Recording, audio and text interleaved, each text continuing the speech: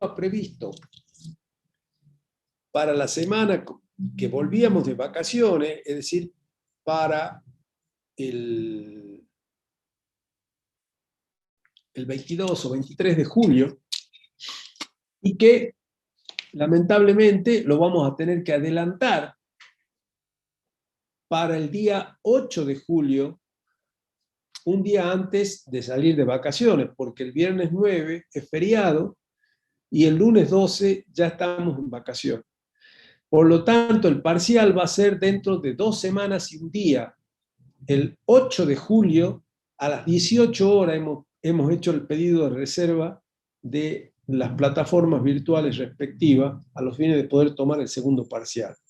Y lo que va a quedar para después del receso invernal va a ser exclusivamente el recuperatorio final que va a ser en la última semana de julio cuando volvamos del receso, porque el receso comienza el 12 de julio y termina recién el 23 de julio, con lo cual las actividades se retoman en la facultad el 26 de julio.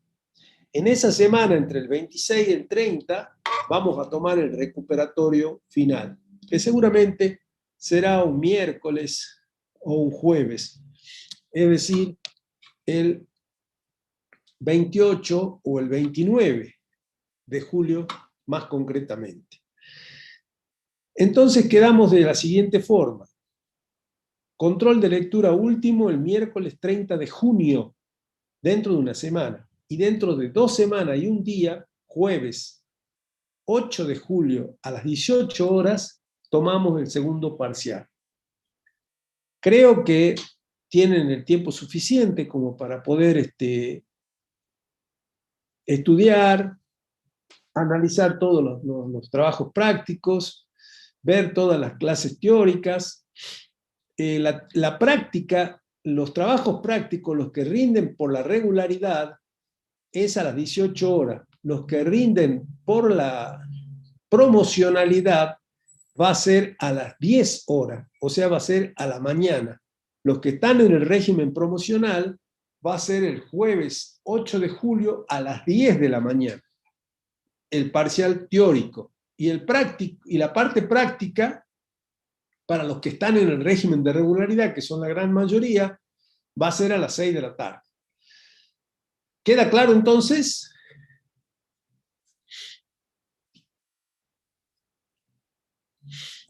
Contador pregunta, bueno, nada, si iba a haber un teórico, pero sí, ya está. Bueno, entonces falta un teórico, dijimos, de municipio el lunes que viene, y allí terminan las clases. El miércoles hacemos el control de lectura y después retomamos la otra semana, el jueves de la otra semana, tomando el parcial. A la mañana la teoría y a la tarde la práctica. A las 10 horas la teoría y a las 18 horas la práctica. ¿Ha quedado claro, chicos? Profe, Sí, contador. Sí. Profe, ¿no hay forma de que el segundo parcial sea después del receso? No, imposible. Y les cuento por qué, porque nosotros el 30 de julio debemos tener absolutamente cerradas todas las regularidades y promocionalidades. Por lo tanto, es imposible porque justamente nosotros habíamos previsto, como originalmente estaba en el calendario, que las vacaciones comenzaban el 5 de julio y terminaban el 16 de julio. Entonces nosotros tomábamos el parcial el 22 de julio, ¿sí? El jueves 22. Y el recuperatorio el jueves 29. Y podíamos entregar entonces todas las regularidades hasta el 3 de agosto, que creo que se fijó como fecha final. Y ahora no podemos hacer eso.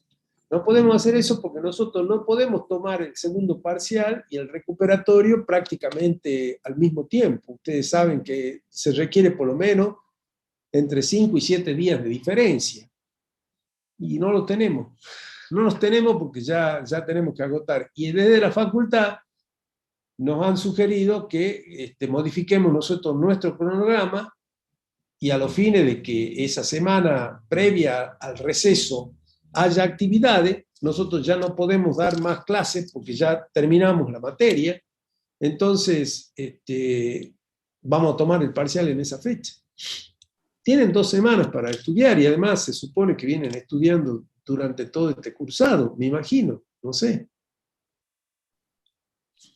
Claro, Contador, pero preguntaron. son 2 semanas la que se nos adelantan, digamos, el parcial y como que ya teníamos todo programado para el 21, pero bueno, los estudiantes no decidimos, ya sé. Sí, sí que deciden. El centro de estudiantes es el que de alguna manera impulsó buena parte de este cambio de planes, disculpa, de plan, del cronograma. Es decir, nosotros no lo modificamos al cronograma. No es una idea nuestra, mi querida alumna, para nada. Al contrario, nos molestó y nos causó tanta molestia como te está causando a vos ahora. Y esta mañana tuve una discusión con las autoridades de la facultad y con la gente de sección alumnos precisamente por esta razón. Y me dijeron que ellos no podían dejar de conciliar las vacaciones de la provincia con las vacaciones de la universidad. Porque hay mucha gente que tiene chicos que van a la escuela y como, bueno, justo en ese tiempo va a haber vacaciones también, entonces, bueno, y esa es la razón por la que conciliaron, o se concilia todos los años, mejor dicho, el tema de las vacaciones.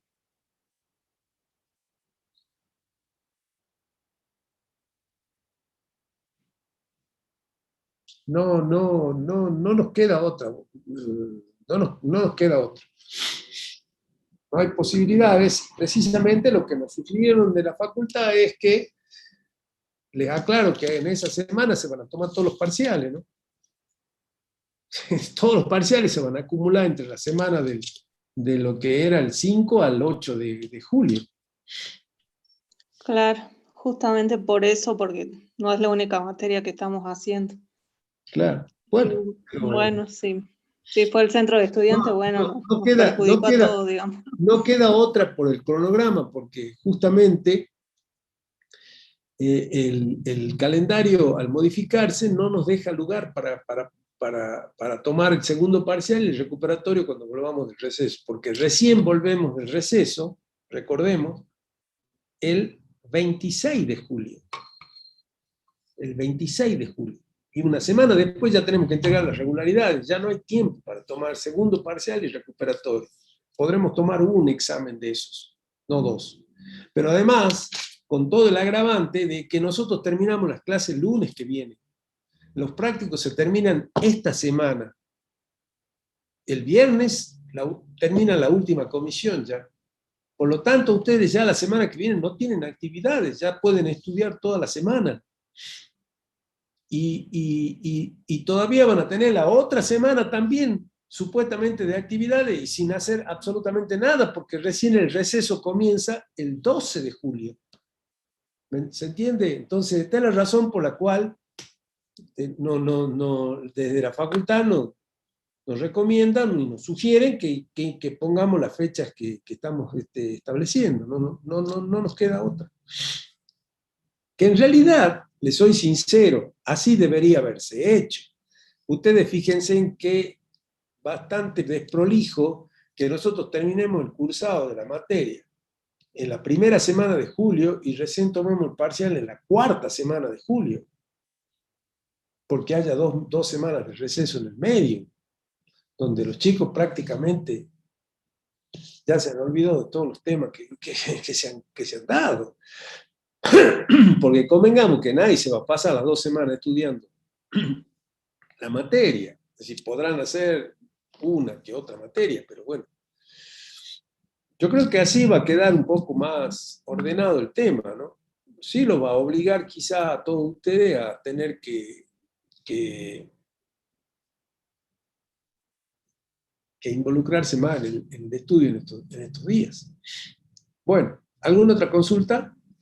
Sí, hay 2 consultas. ¿Hasta qué tema entraría en la práctica y en la teoría? Todo, pues. Ya entra todo. todo lo que he visto en teoría y todo lo que se ha visto en práctica. Ya el Y último otra parcial, Otra ya consulta teoría entra es, hasta municipio, que es la clase que viene. Y en práctica entra hasta contabilidad, sistema de contabilidad gubernamental. integral. ¿Mm? Y la otra pregunta es si los parciales son prácticos y teóricos, o el parcial práctico es práctico y el teórico es teórico. El parcial teórico es a la mañana y es teoría, y se rinde teoría. Y el parcial de la tarde es práctica, exclusivamente práctica. La teoría es para los 30 alumnos que están dentro del régimen, o los 28 que quedaron dentro del régimen de promocionalidad, nada más. Y la práctica a la tarde es para todos los que están en condiciones de regularizar la materia, que creo que son, en definitiva, todo el resto del alumnado, porque si han quedado aplazados en el primero, tienen la posibilidad de aprobar este segundo y de ir a un recuperatorio. Por lo tanto, todo el resto del alumnado está en condiciones de rendir el segundo parcial en la tarde a las 18 horas. Solamente tienen la posibilidad de rendir a la mañana la teoría los 28 que entraron en el régimen de promocionalidad. Nada más. Otra consulta, contadores, ¿cuánto tiempo van a tener para resolver el parcial? Ya lo vamos a analizar al tema, pero bueno, vamos a tener en cuenta los pedidos que se han hecho, por supuesto. Nada más. Bueno, comenzamos entonces la segunda parte Sí. del control público. Ya vieron la primera parte con el contador Costa el miércoles pasado, la teoría del control. Y hoy vamos a ver concretamente cómo funcionan los sistemas de control de la provincia, de la nación, y vamos a culminar la clase analizando el tema responsabilidad de los funcionarios públicos, que es uno de los temas que está precisamente en los capítulos de control, porque es una consecuencia del control, el estudio de esta temática de responsabilidad de los funcionarios públicos. Acá le dejo una frase de Montesquieu, que de alguna manera está muy vinculado a lo que es el control, ¿no es cierto? Que el tema del control implica límites, por lo tanto, al hombre hay que ponerle límites, es la única forma. Y como yo siempre digo, en los límites a quienes administran el Estado se los deben poner los otros dos poderes, el poder legislativo como control político y el poder judicial como sancionador de las cosas irregulares e ilícitas que se cometen desde la administración en el Poder Ejecutivo. Pero veamos entonces cuál es el sistema en la provincia.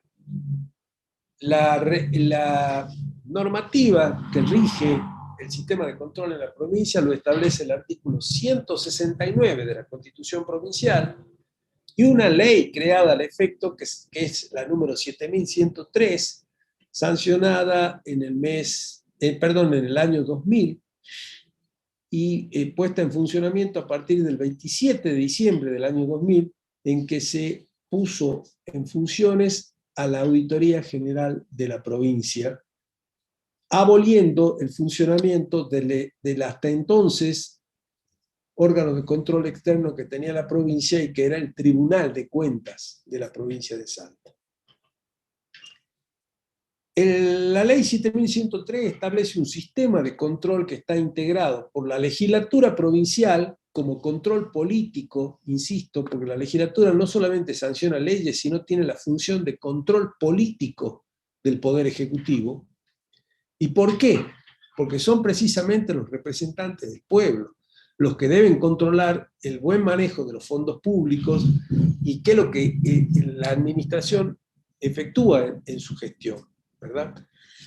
Y además de la legislatura como control político, los órganos de control creados al efecto por esta ley, que son la Sindicatura General como órgano de control interno y la Auditoría General como órgano de control externo. ¿Qué se controla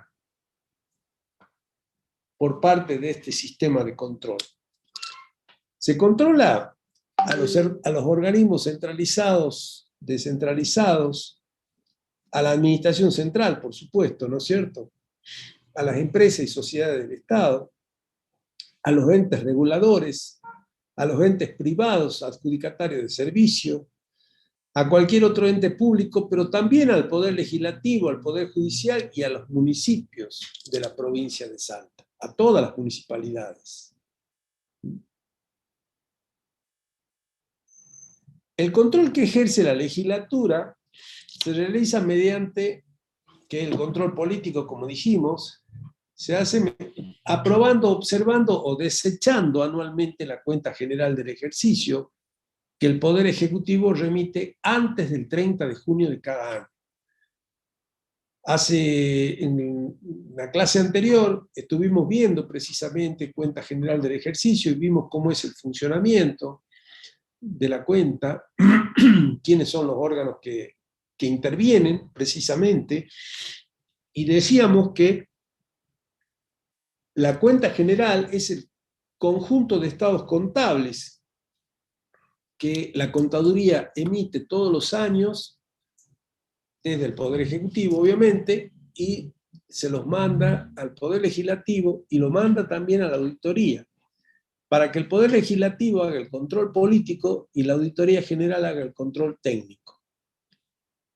Esta última emite un dictamen que es utilizado por el Poder Legislativo a los fines de realizar ese control político, que puede tener tres variantes: puede aprobarse, observarse o desecharse.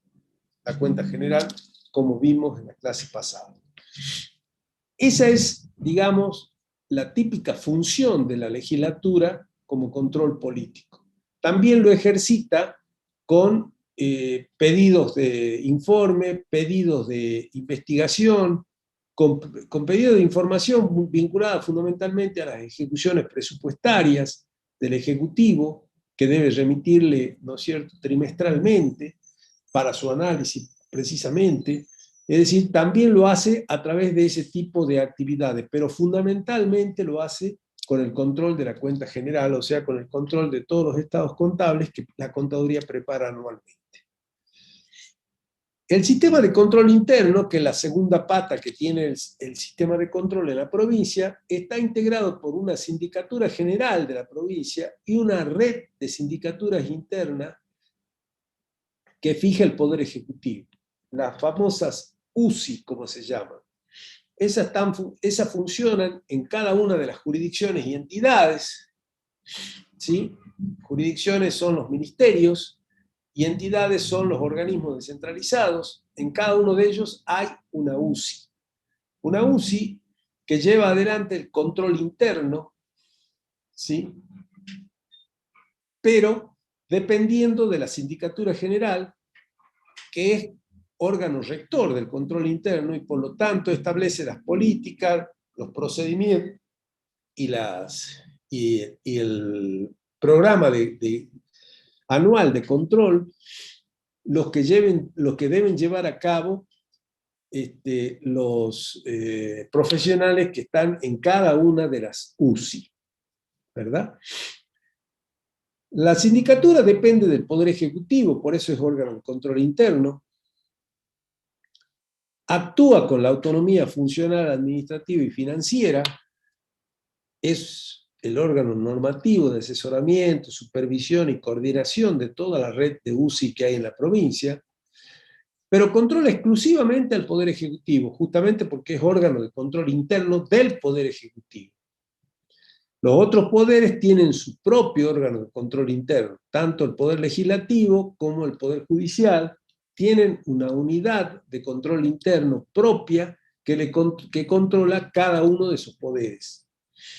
Como su nombre lo indica, ¿sí?, control interno, es interno del poder. Por lo tanto, depende. Cada órgano de control interno, la sindicatura depende del Poder Ejecutivo y las unidades las unidades de auditoría interna que tiene el Legislativo y el Judicial dependen del Poder Legislativo, de los dos presidentes de las cámaras y de la Corte Suprema de Justicia en el caso del Poder Judicial. La unidad de sindicatura interna, o sea, las UCI que están funcionando en cada jurisdicción y entidad, tienen funciones de asesoramiento y de control. Se ejercen las jurisdicciones, entidades y organismos en forma independiente y desligada de las actividades del ente, y deben hacer un control objetivo, sistemático y continuo. Pero todo su plan de control se fija a partir, ¿no es cierto?, de las indicaciones que el ministro del área o el director del organismo descentralizado, el presidente del director del organismo descentralizado, le indican, porque controla para ellos, ¿sí? Los ministros utilizan a la UCI para controlar que se lleven adelante las políticas, que se actúe conforme a la ley, y los informes de las UCI deben ser remitidos precisamente a esa autoridad máxima de la jurisdicción, que son los ministros. Y en el caso ya de la sindicatura, se elevarán vía síndico general a la gobernación para que tome conocimiento de cómo está funcionando. Es un órgano de control interno. No lo controla el poder, sino que controla desde el poder. Que quede claro. Por otra parte, la tercera pata del control que establece la ley 7103 es la Auditoría General de la provincia, que es órgano de control externo que reemplazó al viejo Tribunal de Cuentas de la provincia y que controla no solamente la hacienda pública provincial, sino también la hacienda pública municipal. Controla la administración central, a los organismos descentralizados, a las empresas y sociedades del Estado, entes reguladores, cualquier otro ente público, entes privatizados sobre obligaciones derivadas del contrato de concesión, poder legislativo, poder judicial y municipalidades. Todo ello controla la Auditoría General de la provincia. Y es un órgano de control externo. Ya no controla desde el poder, sino controla hacia el poder, controla al poder. Tiene facultades para controlar inclusive la gestión del propio gobernador y de los propios autoridades del poder legislativo y judicial. ¿Sí?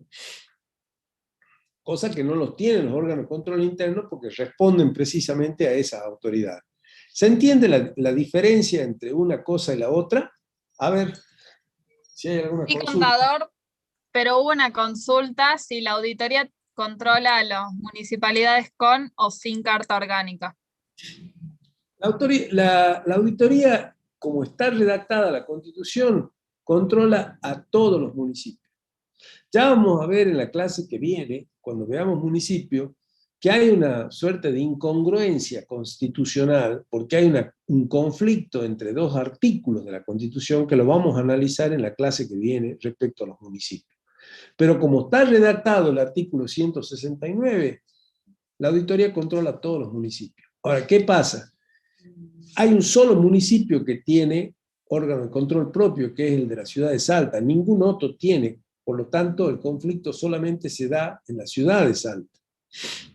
Y la ciudad de Salta, en definitiva, tiene el control de su Tribunal de Cuentas, porque todavía sigue, porque fue creado allá por los años 90, antes de la sanción de la ley 7103, y también lo controla la Auditoría General, aunque hay como una suerte de acuerdo tácito, no expreso, tácito, de que el que controla el tribunal y la auditoría poco interviene en el control hacia el municipio de la capital. Esta es la realidad.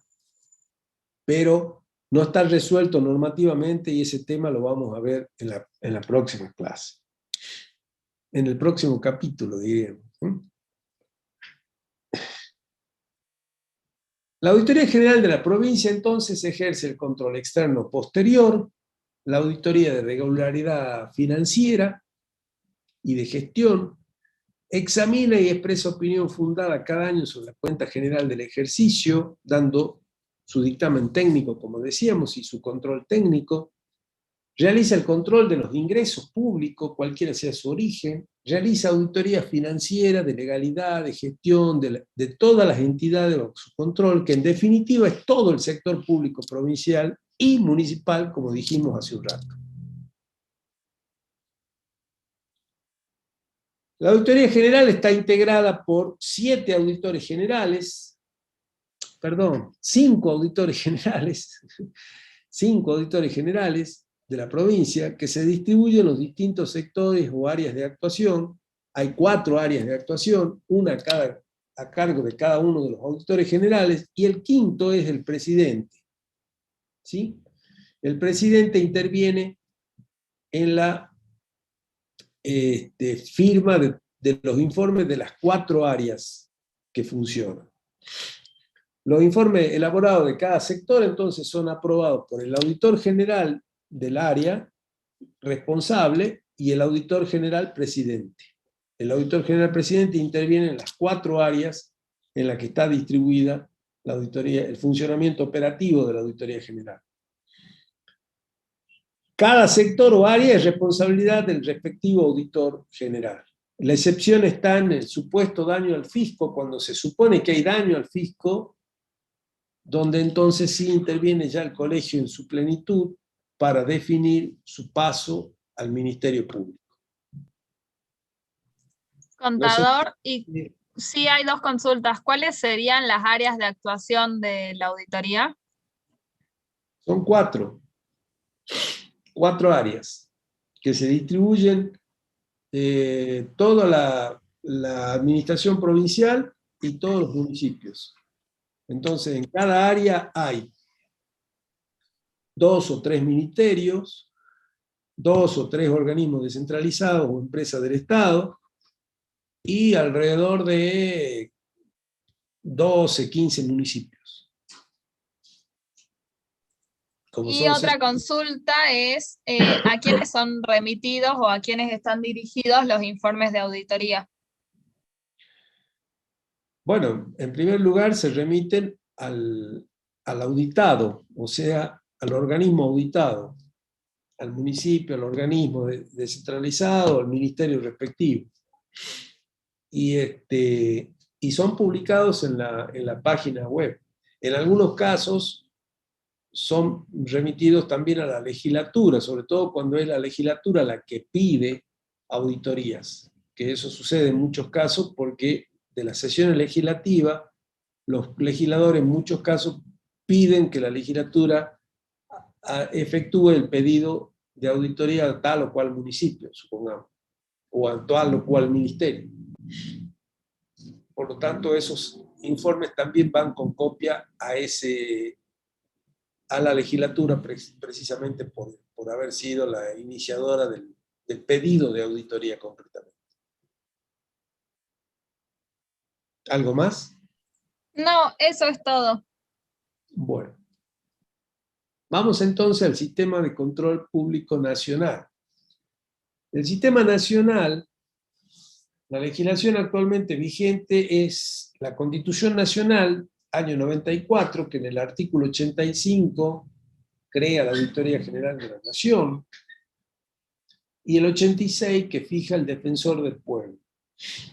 Y la Ley 24.156, esta que venimos estudiando de Administración Financiera y de Control, que en toda su última parte tiene del artículo 96 al 115 el Sistema de Control Interno, Sindicatura General de la Nación, y del 116 al 131, Sistema de Control Externo, Auditoría General de la Nación. Recordemos que tanto Nación como Provincia de Salta y como Ciudad Autónoma tienen el sistema anglosajón, que se llama, de sindicatura y auditoría funcionando. No así el resto de las provincias argentinas. Los otros 22 estados federales o provincias argentinas tienen su sistema de control externo a través del Tribunal de Cuentas de la provincia. En Jujuy, Santiago del Estero, Tucumán, Catamarca, La Rioja, Córdoba, Santa Fe, Entre Ríos, todos ellos tienen Tribunal de Cuentas de la provincia. Y el control interno en gran parte lo tienen las contadurías generales todavía, y en otras provincias como Santa Fe, como Córdoba, como Neuquén, hay un sistema de control interno propio creado por la ley y que es una sindicatura general. Pero como órgano de control externo siguen teniendo el modelo del Tribunal de Cuentas, que es el modelo europeo, que seguramente el profesor Costa le explicó la clase pasada. ¿Se entiende? ¿Alguna consulta? Sí, contador, todo perfecto. Bueno. El sistema de control interno, o sea, la Sindicatura General de la Nación, es un órgano de control interno del Poder Ejecutivo Nacional, como bien lo indica su nombre, y esa sindicatura es una entidad con personalidad jurídica propia, autarquía administrativa y financiera. Tiene un funcionamiento muy similar a la Sindicatura General de la provincia, muy similar, y vamos a ver las diferencias que pudieran existir, se las voy a mencionar, se las voy a marcar para que la tengan ustedes bien en claro. Contador, Sí. una alumna le preguntó si podría dar de nuevo, por favor, las diferencias entre lo que es el modelo anglosajón y el modelo europeo. Por favor. Oh, pero eso es de la clase pasada, ¿qué no se la dio Costa? Sí, sí lo vimos la clase pasada, pero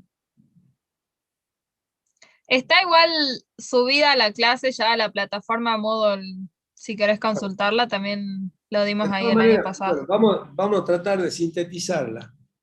El modelo anglosajón es aquel que llevan adelante Gran Bretaña, Estados Unidos, Nueva Zelanda, Australia, Sudáfrica, todos los países denominados de anglosajones, o sea, que hablan el idioma inglés y que han sido de alguna manera hijos pródigos de Gran Bretaña, que ha sido la que colonizó todos esos lugares, digamos, y bueno, y quedaron con un modelo de gestión y de control muy similar. Allí funciona la Auditoría General como órgano de control externo en un relacionamiento muy estrecho con el Poder Legislativo, y ese órgano de control, Auditoría General, no tiene funciones jurisdiccionales. ¿Qué son las funciones jurisdiccionales? Facultades de sanción, que los tribunales sí lo tienen. El modelo de tribunal, por el contrario, es un modelo de Europa continental, fundamentalmente de España, Italia, Portugal, Francia, que históricamente siempre tuvieron un tribunal de cuentas que respondía a la corona y controlaba para la corona cuando ellos eran monarquía absolutista, digamos, y luego cuando empezó a funcionar como república, quedaron con ese modelo porque tradicionalmente era ese el modelo de órgano de control. Ese órgano de control tiene facultades sancionatorias y tiene dos funciones jurisdiccionales importantes, como son el juicio de responsabilidad y el juicio de cuentas. ¿Sí? Todo esto lo pueden ver en la bibliografía, en el libro que yo escribí, Control Público y Gubernamental, que está establecido. Allí pueden ver perfectamente bien, digamos, toda esta temática, inclusive la cuenta general, sistema de control público nacional, provincial, y todo lo que tenga que ver con control en la materia nuestra. A grandes rasgos, entonces, esa es la diferencia entre uno y otro modelo. ¿Algo más? No, nada más. Las filminas después me las pasa, así las subo a la plataforma, por favor. Sí. Bueno, Nada más. entonces, Salta y Ciudad Autónoma tienen el mismo modelo nacional. El modelo nacional se cambió durante los años 90, y en Salta y Ciudad Autónoma se cambiaron precisamente porque quienes participaron activamente en el cambio de modelo nacional después terminaron gobernando Salta y Ciudad Autónoma de Buenos Aires, precisamente. Entonces llevaron adelante ese modelo. No así las otras provincias, que, como se dio, digamos, bastante debate en esos tiempos, no aceptaron cambiar ese modelo y mantienen la tradición del órgano de control externo como Tribunal de Cuentas. Si me preguntan cuál de los dos mejor funciona, y miren, no depende del órgano, el mejor funcionamiento del control, depende fundamentalmente de la voluntad política, de que se ejercite el control, y de la cultura política, que lamentablemente los argentinos no la tenemos demasiado desarrollada para el control, y que debemos modificar y cambiar para que efectivamente el control funcione, con cualquiera de los dos modelos. Porque con los dos modelos se dan los mismos problemas, las mismas dificultades, y podríamos tener con los dos modelos los mejores resultados si actuáramos con otra voluntad política desde el poder, ¿verdad? Y también desde la propia ciudadanía, que se debe, yo creo, involucrar mucho más en las cuestiones de la administración del Estado y ejercer su control como ciudadanos, agrupándose en organizaciones no gubernamentales, si es que los representantes legislativos no funcionan adecuadamente. Pero también debemos decir que el control público funciona de mejor manera cuando el Poder Legislativo hace su función de control político y el Poder Judicial sanciona lo que debe sancionar y no se maneje con tanta impunidad como hoy lamentablemente tenemos en la Argentina y en la mayoría de los países latinoamericanos. Esta también es una realidad que debemos analizar y a partir de allí hacer todas las correcciones necesarias para que tengamos una mejor calidad institucional en ese sentido. Bueno, sindicatura entonces es un órgano normativo de supervisión y coordinación, como bien decíamos, y tiene las unidades de auditoría interna, que son lo mismo que las UCI en Salta, son las UAI en Nación. Se llaman nada más que unidades de auditoría interna, acá en Salta, acuérdense, se llaman unidades de sindicatura interna. Estas entidades dependen del Poder Ejecutivo Nacional, actúan coordinadas por la sindicatura y dependen jerárquicamente de cada autoridad superior de los organismos, al igual que en provincia. En esto funcionan exactamente igual que en provincia. El servicio de control que prestan es un examen posterior de las actividades financieras y administrativas de las entidades, y las unidades de auditoría interna realizan exámenes de actividades, procesos y resultados de las entidades a las que pertenecen, bajo la orden del ministro, que es en definitiva el jefe del control interno en cada jurisdicción, el ministro del área o el presidente del directorio de cada organismo descentralizado.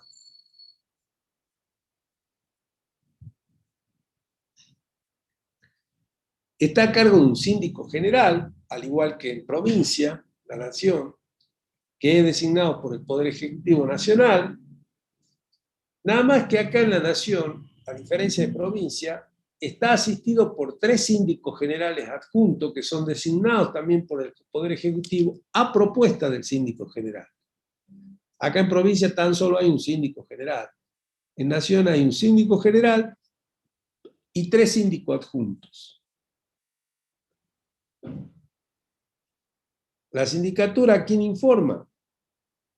Al presidente de la nación, a la auditoría general y a la opinión pública en forma periódica. Esto último no cumplido, vamos a ser sinceros, porque la sindicatura no publica sus informes, cosa que sí lo hace la auditoría general, tanto en nación como en provincia. Y la sindicatura, tanto en nación como en provincia, no publica sus informes. Con lo cual, esto que dice la ley, que debería ser así, que debe informarle a la opinión pública en forma periódica, no se realiza ni se efectúa desde la creación de la sindicatura, o sea, hace ya casi 30 años. No tenemos buena cultura de control, mis queridos alumnos, lamentablemente en este país. En Nación también funciona una auditoría general, que está de alguna manera relacionada con la Comisión Parlamentaria Mixta Revisora de Cuentas, en este modelo anglosajón que tiene la nación, donde el control político está relacionado con el técnico de Auditoría General, y el político, que es el Congreso de la Nación, está representado por esta Comisión Parlamentaria Mixta Revisora de Cuentas. ¿Qué significa esta Comisión Parlamentaria Mixta? Que está integrada por 6 senadores y 6 diputados, por eso se llama mixta, y que está encargada pura y exclusivamente para revisar las cuentas del Estado. Es decir, para controlar administrativamente la gestión del Estado, o sea, la gestión del Poder Ejecutivo, fundamentalmente. ¿Se va entendiendo? ¿Hay alguna consulta? Sí, contador, no, todo perfecto hasta ahora. Bueno. La Auditoría General de la Nación es un ente de control externo. En Nación depende del Congreso Nacional, cosa que no sucede en la provincia. La provincia es un órgano de control extra poderes, está fuera de los 3 poderes, es independiente de los 3 poderes. En Nación, en cambio, depende del Congreso Nacional, en un modelo muy similar al que hay en el Reino Unido, donde el órgano de control depende del Congreso, precisamente porque con la filosofía en que están estructurados los órganos de control en el modelo anglosajón, están relacionados íntimamente al control político. Es decir, el control técnico está relacionado íntimamente al control político. Por lo tanto, ¿me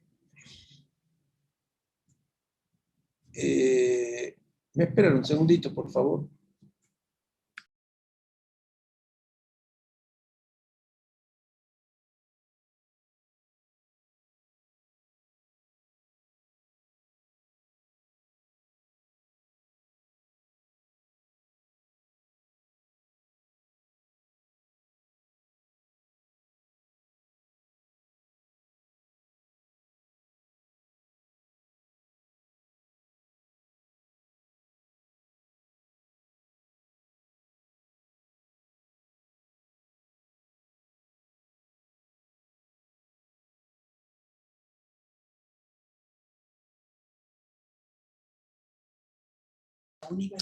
Hola. Sí, disculpen, acá me llega la información de que mi comentario respecto a que el centro de estudiantes impulsaba el cambio de cronograma, no sé cómo lo dije, pero quiero que se entienda de buena manera. En realidad, la facultad cambió el calendario porque la provincia cambió el calendario, ¿sí? La facultad cambió el calendario, las autoridades de la facultad. El centro de estudiantes lo divulgó al cambio de calendario.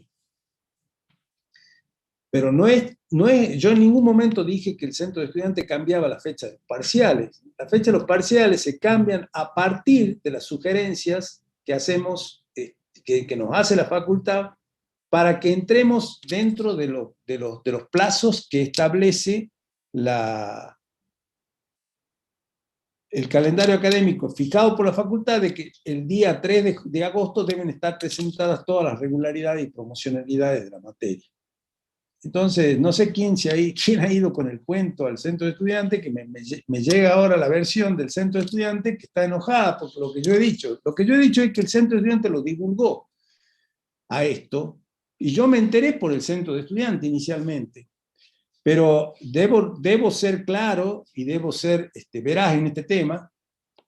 Los que cambiaron el calendario académico son las autoridades de la facultad. Y el cambio de la fecha del parcial lo hacemos nosotros como cátedra, porque si no, no tenemos ninguna posibilidad de cumplir con los plazos que la facultad nos fija a nosotros. ¿Está claro? Así que por favor no entren a divulgar ni a diseminar información que no corresponde, porque yo no tengo ninguna intencionalidad de tener problemas con el centro de estudiantes. Pero sí, el centro de estudiantes se encargó de publicitar este tema, eso sí, y nosotros nos enteramos por el centro de estudiantes, pero fueron las autoridades de la facultad los que cambiaron el calendario académico. ¿Está claro? Sí, contador, no No hay ningún comentario al respecto. Bueno.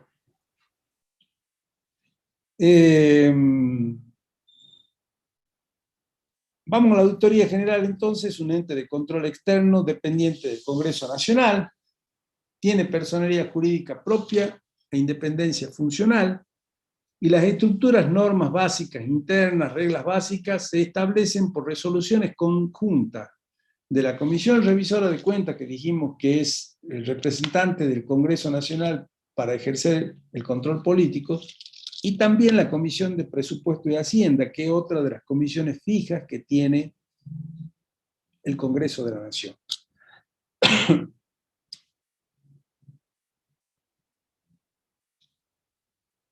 La Auditoría General ejerce el control externo posterior de la gestión presupuestaria, económica y financiera patrimonial, legal, así como el dictamen sobre estados contables, financieros de la Administración Central, organismos descentralizados, empresas, sociedades del Estado, entes reguladores de servicios públicos, en definitiva, todo el sector público nacional, ¿no es cierto?, están bajo el control externo de la Auditoría General de la Nación, que también controla al Poder Legislativo y al Poder Judicial. Y lo hace a través de la disposición de la ley, el control del Congreso, y de un convenio que firmó con el Poder Judicial al Poder Judicial, que la ley le faculta a la auditoría a firmar un convenio para controlar al Poder Judicial de la Nación. El sistema de control externo nacional está a cargo de 7 miembros, 3 designa la Cámara de Senadores, 3 designa la Cámara de Diputados, el 7º se designa por una resolución conjunta de los presidentes de las 2 cámaras. Duran 8 años en su función y los auditores generales son removidos por el Congreso Nacional. Es decir, que la Cámara de Senadores designa la mitad, la otra mitad la Cámara de Diputados, y el 7º, que es el presidente. Recordemos que en la provincia eran 5, ¿no?, que los elegía la Cámara de Diputados, los propone y los elige la Cámara de Senadores. Acá se eligen 3 por senadores, 3 por diputados, y el 7º, el presidente, es una propuesta que debe hacerse entre los 2 presidentes de las cámaras, pero ese representante debe ser del partido de oposición con mayor número de legisladores. Por esa razón, entonces, la Auditoría General de la Nación, cuando estuvo gobernada por el Partido Justicialista, la auditoría estaba presidida por el Partido Radical, que es el partido de oposición con mayor número de miembros. Cuando lo gobernaba, cambiemos hasta la gestión anterior, donde estaba el radicalismo y el PRO, el partido de oposición con mayor cantidad de miembros era el Partido Justicialista. Entonces la presidencia de la auditoría la ejercía el Partido Justicialista. Así viene sucediendo desde el año 93, que se puso en funcionamiento la auditoría, hasta la fecha. Es decir, siempre el presidente representa al partido de oposición con mayor cantidad de miembros. El actual presidente de la auditoría es un auditor que ha sido nominado por la Unión Cívica Radical, por ser el partido de oposición con mayor cantidad de número de miembros.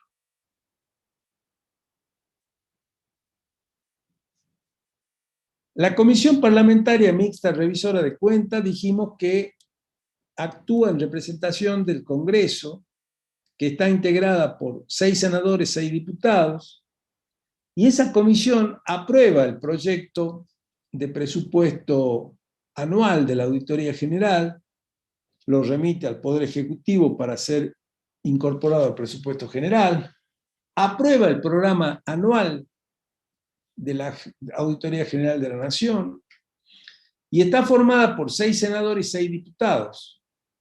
Y es la que le encomienda a la AGN la realización de estudios, investigaciones, dictámenes especiales sobre materia de su competencia. Tiene el control de actividades de la AGN. O sea, no solamente es el relacionamiento político que la Auditoría General tiene con el Congreso, sino que además lo controla a la auditoría en su accionar y es la que de alguna manera le aprueba el plan anual de control.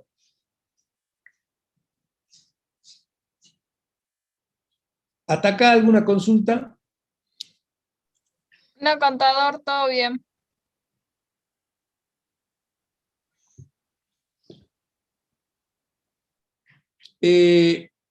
Bueno, por último, entonces, queda ver en los aspectos de control lo que tiene relación con la responsabilidad de los funcionarios públicos. La responsabilidad de los funcionarios públicos está vinculada fundamentalmente a la representatividad. En un sistema democrático, republicano y representativo, como funciona en nuestro país y en buena parte de los países del mundo, ustedes saben que republicano implica el funcionamiento de un gobierno con tres estamentos de poder, como el legislativo, ejecutivo y judicial, ¿verdad? Con independencia de sus poderes y con controles mutuos que permiten, de alguna manera, una suerte de equilibrio, o que puedan permitir, porque a veces no sucede así, un equilibrio precisamente en el poder. Eso significa república. ¿Qué significa el gobierno representativo? Que quienes gobiernan, quienes son parte de las autoridades electas por el pueblo, son representantes del pueblo.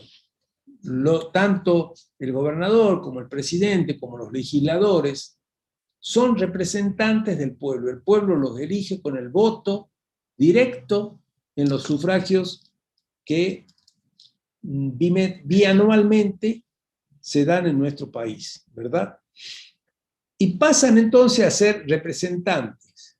Esa representación les da el derecho a esos funcionarios a ejercer el gobierno, a ejercer la autoridad política del gobierno. Pero a su vez, ese derecho está total y absolutamente relacionado con la obligación que implica la responsabilidad del funcionario, que no es ni más ni menos que el rendir cuenta de sus actos y de sus gestiones al mando del funcionamiento del Estado, precisamente. Y esto tiene que ver con el concepto de soberanía del pueblo. Soberanía del pueblo precisamente implica que el soberano, o sea, quién es el dueño de los dineros públicos, quién es el dueño del Estado, en definitiva es el pueblo. Y que quienes gobiernan son simples representantes del pueblo. Por lo tanto, esa representatividad que se ejerce está ligada a la responsabilidad. Es decir, esos representantes tienen que rendirle cuenta a la ciudadanía como soberana que es, ¿verdad?, del Estado, le tienen que rendir cuenta de sus actos y de su gestión de gobierno. Entonces, la responsabilidad de los funcionarios públicos no es ni más ni menos que una derivación directa del vínculo agente-Estado. Es una esencia de la democracia y de la representatividad, en definitiva. Eso significa gobierno representativo, precisamente. La democracia representativa, que gobierna el pueblo a través de sus representantes. Que la titularidad de recursos que le son confiados por el pueblo debe rendir cuenta de ello. Y eso, de alguna manera, está vinculado a la necesidad de que esa administración de esos recursos se haga conforme lo establecen las distintas leyes de administración financiera en forma eficiente, eficaz y económica. Estos tres principios de la economía sumamente necesarios para la mejor gestión. Entonces, viendo ya este tema de la responsabilidad, podemos decir que existen distintos tipos de responsabilidades.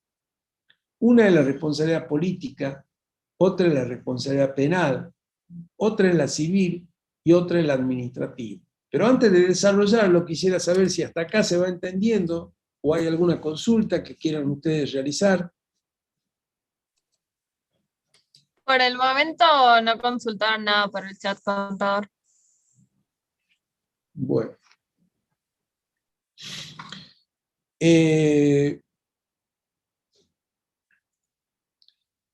La responsabilidad política la establece nuestra Constitución. Implica su funcionamiento a través de lo que se denomina el juicio político. Le corresponde al derecho constitucional reglamentar el funcionamiento de ese mecanismo de juicio político. Y se funda en el principio de control de los poderes de gobierno, y está restringida a las autoridades constitucionales que son precisamente electas por el pueblo.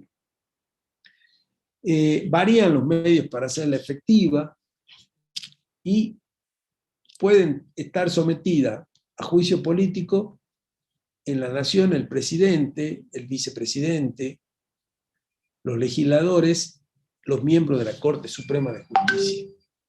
Y quienes lo llevan adelante son precisamente los legisladores como representantes del pueblo. La Cámara de Diputados es la Cámara acusadora, actúa como una suerte de fiscal, y la Cámara de Senadores es la Cámara juzgadora, así actúa como una suerte de juez. ¿Sí? No hay antecedentes nacionales de juzgamiento político por parte de las autoridades del Poder Ejecutivo. Ningún presidente o vicepresidente hasta el momento fue llevado a juicio político. Sí sucedió esto en la provincia de Salta con un vicegobernador hace 30 años atrás, precisamente. ¿Sí? O un poco más de 30 años. Fue, creo que en el año 89, si mal no recuerdo. Que lo destituyeron al vicegobernador por un proceso de juicio político. Pero en la nación no hay casos. Sí hubo casos de miembros de la Corte Suprema de Justicia hace 20 años atrás, en el año 2002, 2003, pero fueron acusados y hubo un pedido de juicio político por 2 o 3 miembros de la Corte Suprema, de esa corte que le llamaban la corte automática del menemismo, donde le presentaron un montón de pruebas abogados de Buenos Aires pidiendo el juicio político, y cuando se inició el proceso del juicio político, esos jueces renunciaron, con lo cual ya no se pudo llevar adelante el juicio político, porque bueno, el juicio político lo que hace es terminar con el mandato de los jueces. Como los jueces habían renunciado y se habían ido, ya no había motivo para el cual llevar adelante el proceso. Son los antecedentes que conocemos, en realidad, pero no hay demasiados antecedentes del juicio político en nuestro país. Y, insisto, en provincia está el cargo del vicegobernador. La responsabilidad penal la tienen los funcionarios que llevan adelante o han cometido infracciones consideradas delitos por el Código Penal. El Código Penal tipifica bien claramente cuáles son los delitos para los cuales debe castigárselo a los funcionarios, y allí el castigo es la cárcel directamente, y esos delitos pueden ser de tipo doloso o culposo, es decir, que pueden ser por culpa del funcionario o pueden ser en ocasión de alguna cuestión involuntaria por parte del funcionario que se haya producido ese delito. Los delitos que en general están tipificados en el Código Penal, más relevante obviamente, y que llevan a la actuación de la justicia penal son el cohecho, más conocido como coima, el tráfico de influencia y soborno, el enriquecimiento ilícito, las negociaciones incompatibles, las exacciones ilegales, los incumplimientos en la presentación de las declaraciones juradas patrimoniales. Esos son los delitos más conocidos, quizás. Y en este sentido, podemos decir que, bueno, gran parte de las autoridades políticas de los últimos años en nuestro país, pero no solamente de los últimos años, sino también de gestiones anteriores, han sido llevados a la justicia penal y han sido acusados y procesados por haber supuestamente cometido, porque todavía no hay condena de nadie, o de muy pocos en realidad, supuestamente han cometido, insisto, delitos de estas características que estamos viendo y que deben ser juzgados por la justicia penal. También existe lo que se denomina la responsabilidad civil. La responsabilidad civil actúa cuando hay daño concreto a la administración y al fisco. Entonces se vincula con esos daños ocasionados a terceros, ajenos a la administración, o a la propia administración, y también pueden ser doloso o culposo, e incluye la responsabilidad matrimonial, porque allí, ¿qué es lo que se hace? Se le pide al acusado que dé un resarcimiento al Estado o a los terceros que han sido de alguna manera dañados con bienes de su propio patrimonio. Entonces, allí la pena es devolver el dinero o resarcir al Estado económicamente. En el derecho civil no hay pena con prisión, eso se da en el penal únicamente. Acá se hace con la devolución de bienes patrimoniales por las cuales se ha dañado al fisco.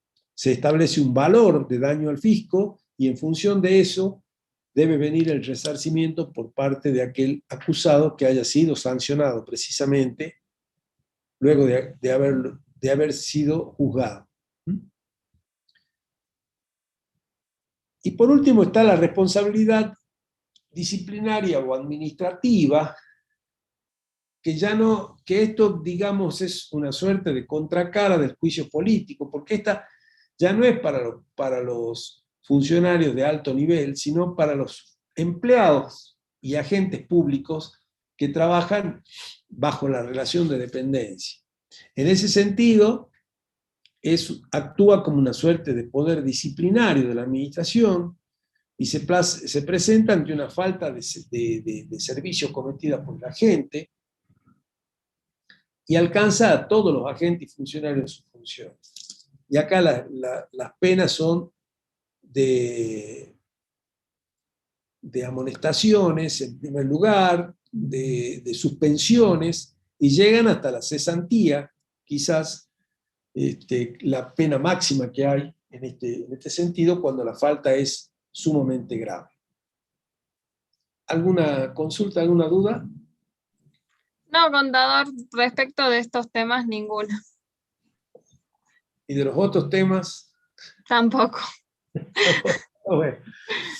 Y por último tenemos un concepto nuevo que ha surgido en el control, que se llama accountability, que en realidad es un término anglosajón, como podrán apreciar, viene de su uso en Estados Unidos y en Gran Bretaña, fundamentalmente, y que implica que los funcionarios rindan cuenta, inclusive sin ninguna norma previa que los obligue, sino por el simple hecho de ser representantes de la ciudadanía. Hablando de este tema de la representatividad y responsabilidad. Y esta suerte de responsabilización, como se lo ha querido traducir en nuestro país, o bajo el idioma español,